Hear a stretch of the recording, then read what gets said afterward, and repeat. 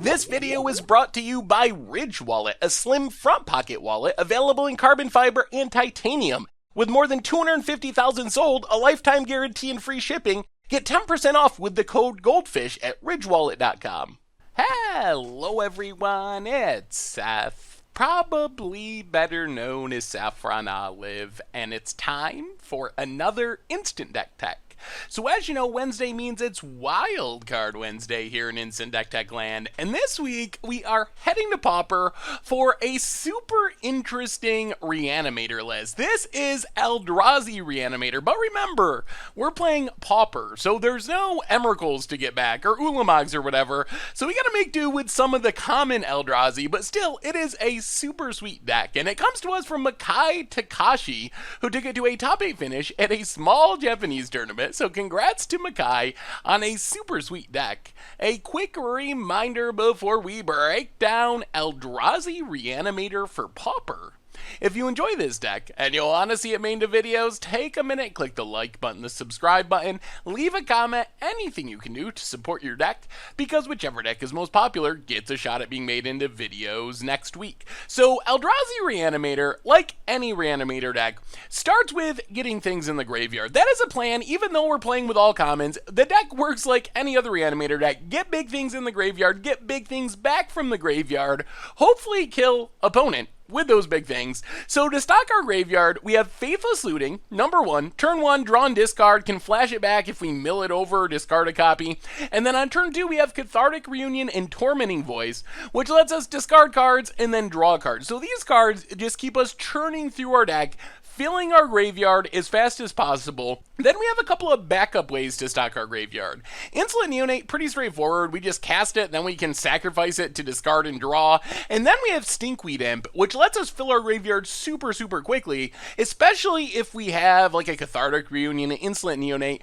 Basically, once we get Stinkweed Imp in our graveyard, whenever we draw a card, instead we can mill 5 cards with the Dredge mechanic to get Stinkweed back to our hand. If we have multiple Stinkweeds, we can do it again if we're drawing 2 with like a Tormenting Voice, which equals a ton of cards dumped into our graveyard super quickly.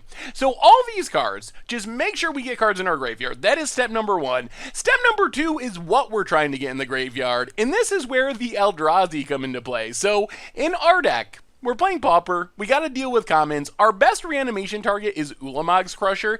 It is basically the Emrakul of the format. It's an 8/8 for 8, which is already pretty good. It attacks, annihilates 2 permanents, so if we do this like on turn 2, on turn 3, we are annihilating away pretty much all of our opponent's lands, making it really hard for our opponent to play Magic. Plus we're hitting for 8 a turn, which is a really fast clock. And then Eldrazi Devastator doesn't let us annihilate, but it is just bigger than any common you're gonna run into in the Pauper format. Plus it has Trample, so sure, you got a Delver of Secrets, a Fairy Miscreant. Devastator's just gonna trample over for damage anyway. Next, we need ways to actually get these cards back from the graveyard. So for this, we have one option, which is Exhume, just 2 mana. Each player gets to reanimate a creature. Sure, maybe our opponent somehow got a Delver of Secrets or some other creature in the graveyard. We don't really care because we're getting something bigger and better back. Plus, there's a reasonable chance our opponent will just not have any creatures in their graveyard, especially if we're doing this really quickly. And then Shred Memory is kind of our backup Exhume. It doesn't reanimate anything. We're not really planning on casting it most of the time, although if we really need graveyard hate against a certain deck, we can use it. It's mostly here to transmute for 3 mana to let us tutor up Exhume. And if we don't need Exhume because we already got a copy, we can get something like a Tormenting Voice or a Cathartic Reunion to start churning through our deck. So creature in the graveyard, creature out of the graveyard. The next piece of the puzzle, which is super sweet, is Dragon's Breath. So Dragon's Breath is a really weird enchantment. It gives a creature haste, also gives it fire breathing so you can pump it. Normally it costs 2 mana, however, if you have a creature with converted mana cost 6 or more, which means Ulamog's Crusher or Eldrazi Devastator, you get to return Dragon's Breath from your graveyard for free attached to that creature when that creature comes into play. So that means if we can mill over discarded Dragon's Breath, reanimate our Ulamog's Crusher or Devastator, we're not just getting a big, huge Eldrazi threat, threat, but it's coming down with haste. So in theory, on turn 1, we play Faithless Looting, we discard Ulamog's Crusher and Dragon Breath. On turn 2, we exhume, get back a hasty Ulamog's Crusher, thanks to Dragon Breath coming back for free, smash our opponent, annihilate their lands, and pretty much just seal up the game on turn 2. Otherwise, Gurmag Angler, just another really big threat that takes advantage of the fact we're getting a lot of cards in our graveyard.